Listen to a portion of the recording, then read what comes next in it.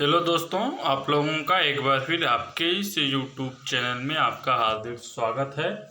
आज हम लोग केंद्रीय और राज्य मंत्रिपरिषद से संबंधित सभी क्वेश्चन को देखेंगे और इससे केंद्रीय और राज्य मंत्रिपरिषद से हम लोग टॉप 32 क्वेश्चन को देखेंगे जो कि एग्जाम के दृष्टिकोण से बहुत इम्पोर्टेंट है। और आप मेरे से इसने बनाए रखने के लिए वीडियो को लाइक करें, शेयर करें, सब्सक्राइब करें और बेल आइकन जरूर प्रेस करें। चलिए अब हम लोग क्वेश्चन को स्टार्ट करते हैं और क्वेश्चन नंबर फर्स्ट को देखते हैं। और क्वेश्चन नंबर फर्स्ट क्या है, भारत के संविधान में सरकार की संसदीय व्यवस्था किस मॉडल पर आधारित है? तो ब्रिटेन के मॉडल पर भारतीय संविधान की संसदीय प्रणाली जो है वो आधारित है। नेक्स्ट क्वेश्चन पर हम लोग आते हैं। क्वेश्चन नंबर 2 है। क्वेश्चन क्या है, अर्थात में कार्यपालिका की समस्त सत्ता निम्नलिखित में से किसमें निहित होती है? तो मंत्रिपरिषद में जो कि कार्यपालिका की समस्त सत्ता जो है वो निहित होती है। नेक्स्ट क्वेश्चन पर हम लोग आते हैं और क्वेश्चन नंबर 3 है और हम लोग क्वेश्चन को देखते हैं। क्वेश्चन क्या है, राज्य सरकार के विभिन्न विभागों के राजनीतिक प्रमुख कौन होते हैं? तो मंत्री होते हैं राज्य सरकार के राजनीतिक प्रमुख। नेक्स्ट क्वेश्चन हम लोग आते हैं। क्वेश्चन नंबर 4 है और क्वेश्चन क्या है, केंद्रीय मंत्रिपरिषद की बैठकों की अध्यक्षता व उसका कार्य संचालन किया जाता है? तो प्रधानमंत्री द्वारा जो है कि केंद्रीय मंत्रिपरिषद का जो है कि संचालन किया जाता है।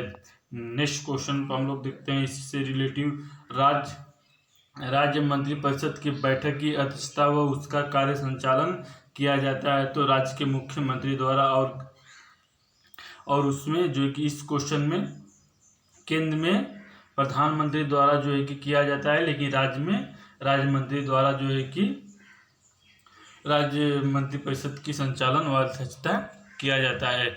नेक्स्ट क्वेश्चन में हम लोग आते हैं। क्वेश्चन नंबर 6 है और क्वेश्चन क्या है, केंद्र की तरह ही राज्य मंत्रिपरिषद केंद्र की तरह ही राज्य मंत्रिपरिषद के कितने वर्ग होते हैं? तो 3 वर्ग होते हैं। प्लीज़ आप लोग कमेंट करके बताइएगा कि ये 3 वर्ग कौन होते हैं। नेक्स्ट क्वेश्चन हम लोग चलते हैं और नेक्स्ट क्वेश्चन पर चलने से पहले यहाँ पर 3 पॉइंट दिया गया है जो कि एग्जाम के दृष्टिकोण से कुछ नॉलेज के लिए इम्पोर्टेंट है। अगर आप लोग चाहते हैं तो ये इम्पोर्टेंट वीडियो रोककर पढ़ सकते हैं।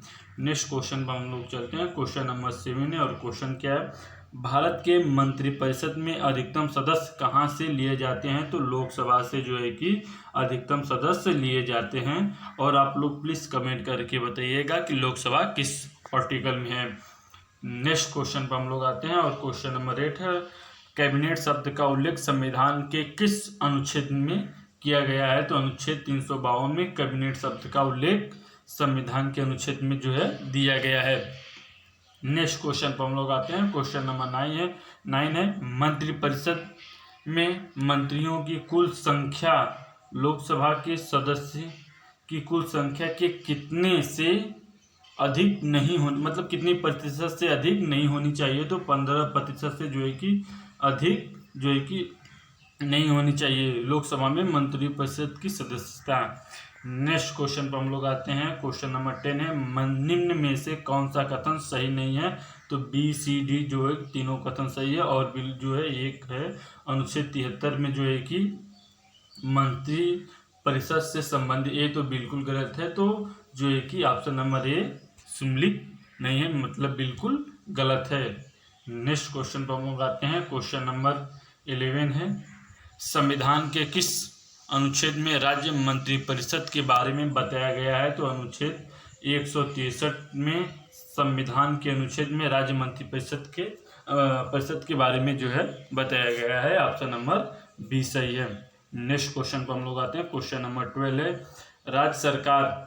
राज्य विधानसभा के प्रति मंत्रिपरिषद का सामूहिक उत्तरदायित्व होगा, इनमें कौन सा अनुच्छेद लगता है? तो अनुच्छेद 164 में है, लगता नहीं है। तो ऑप्शन नंबर सी सही है। नेक्स्ट क्वेश्चन पर हम लोग आते हैं। राज्य मंत्रिपरिषद के सदस्यों एवं मंत्रियों की नियुक्ति की जाती है? तो राज्यपाल द्वारा जो है कि राज्य के मंत्रिपरिषद के सदस्यों की नियुक्ति की जाती है। नेक्स्ट क्वेश्चन पर हम लोग आते हैं और क्वेश्चन क्या है, अनुच्छेद 75 के संदर्भ में कौन सा कथन सही नहीं है? तो ए, बी और डी सही है, लेकिन जो सी है ये बिल्कुल गलत है। और सी में क्या लिखा गया? सभी मंत्री प्रधानमंत्री के प्रयास पर्यंत पद धारण करेंगे, लेकिन ये बिल्कुल गलत है। नेक्स्ट क्वेश्चन पर हम लोग आते हैं और क्वेश्चन देखते हैं। क्वेश्चन क्या है? मंत्रिपरिषद के सदस्यों को पद की गोपनीयता की शपथ कौन दिलाते हैं? तो राष्ट्रपति दिलाते हैं पद और गोपनीयता की शपथ। नेक्स्ट क्वेश्चन पर हम लोग आते हैं और सभी क्वेश्चन एग्जाम की दृष्टि से बहुत ही महत्वपूर्ण है और आप लोग प्लीज़ कमेंट करके बताइएगा कि इतने क्वेश्चन में आपको कितना क्वेश्चन आता है। तो इस क्वेश्चन को देखते हैं।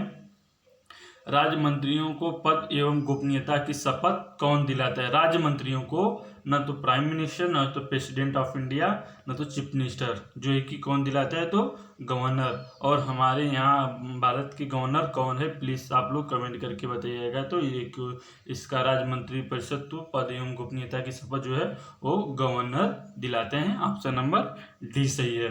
नेक्स्ट क्वेश्चन पर हम लोग आते हैं। भारत सरकार के मंत्रियों के वेतन एवं भत्ते किसके द्वारा निर्धारित होते हैं? तो संसद के संचित निधि से जो मंत्रियों के वेतन और भत्ते जो है कि निर्धारित किए जाते हैं। नेक्स्ट क्वेश्चन पर हम लोग आते हैं। एक व्यक्ति के मंत्री बनने के 6 माह बाद किसी भी सदन का सदस्य होना जरूरी होता है, लेकिन उसको सदन का सदस्य किस तरीके से बनाया जाना चाहिए? तो या तो उसे निर्वाचित करना होगा या फिर नामांकन के द्वारा उसे जो कि सदस्य बनाना होगा। ऑप्शन नंबर जो है सी सही है। नेक्स्ट क्वेश्चन पर हम लोग आते हैं और क्वेश्चन क्या है? क्वेश्चन को हम लोग देखते हैं। मंत्रिपरिषद लोकसभा के प्रति सामूहिक रूप से मंत्रिपरिषद लोकसभा के प्रति सामूहिक रूप से उत्तरदायी है। इसका क्या मतलब है? तो इसका ए और सी दोनों सही है। सभी मंत्री अपने कार्य के लिए लोकसभा के प्रति उत्तरदायी होंगे, ये भी पॉइंट बिल्कुल सही है। और नेक्स्ट पॉइंट पर हम लोग आते हैं। सी पॉइंट पर सी पॉइंट क्या दिया गया है? सभी मंत्री एक दल की भांति कार्य करेंगे, ये भी पॉइंट बिल्कुल सही है। तो ऑप्शन नंबर डी सही है। नेक्स्ट क्वेश्चन पर हम लोग आते हैं और क्वेश्चन क्या है? क्वेश्चन को देखते हैं। क्वेश्चन नंबर 20 है और सभी एग्जाम की दृष्टि से बहुत ही मोस्ट इम्पॉर्टेंट है।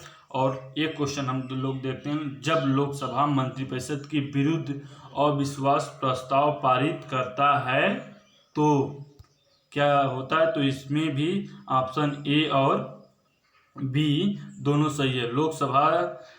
लोकसभा से चुने गए सभी मंत्रियों को त्यागपत्र देना पड़ता है और राज्यसभा से चुने गए मंत्रियों को त्यागपत्र देना पड़ता है। तो ऑप्शन नंबर सी सही है। और पॉइंट में देखिए तो ए और बी हमारा जो है कि दोनों सही है, लेकिन डी सही नहीं है। नेक्स्ट क्वेश्चन पर हम लोग आते हैं। क्वेश्चन नंबर 21 है। मंत्रिपरिषद निम्न में से किसके प्रयास पर्यंत पदासीन मतलब अपने पद पर रहता है? तो राष्ट्रपति द्वारा जो है कि ये मंत्रिपरिषद पदासीन पर्यंत रहते हैं। ऑप्शन नंबर ए सही है। नेक्स्ट क्वेश्चन पर हम लोग आते हैं और क्वेश्चन को देखते हैं। क्वेश्चन क्या है? राज्य मंत्रिमंडल के मंत्रीगण अपने पद पर बने रहते हैं तो राज्यपाल के प्रयास पर्यंत द्वारा अपने पद पर जो है कि बने रहते हैं। ऑप्शन नंबर बी सही है। नेक्स्ट क्वेश्चन पर हम लोग आते हैं। क्वेश्चन नंबर 23 है। मंत्रिपरिषद व्यक्तिगत रूप से किसके प्रति उत्तरदायी होता है? तो राष्ट्रपति जी के मतलब व्यक्तिगत रूप से उत्तरदायी होता है। ऑप्शन नंबर ए सही है। नेक्स्ट क्वेश्चन पर हम लोग आते हैं और क्वेश्चन 24 देखते हैं। मंत्रिपरिषद से त्यागपत्र करने के लिए मंत्री किसी अपना त्यागपत्र संबोधित जो है करता है? तो राष्ट्रपति को अपना जो है त्यागपत्र देता है या संबोधित करता है। नेक्स्ट क्वेश्चन पर हम लोग आते हैं और क्वेश्चन नंबर 25 देखते हैं। मंत्रियों को विभागों का विवरण कौन करता है? तो मुख्यमंत्री की सलाह पर राज्यपाल जो है कि मंत्रियों को विभागों का विवरण करता है। ऑप्शन नंबर सी सही है। नेक्स्ट क्वेश्चन पर हम लोग आते हैं। क्वेश्चन नंबर 26 है, मंत्रिपरिषद के सदस्यों के विभागों का आवंटन एवं फेरबदल करने का विशेषाधिकार किसे है? तो मुख्यमंत्री जी के पास है। ऑप्शन नंबर बी सही है, विभागों का आवंटन एवं फेरबदली करने का अधिकार।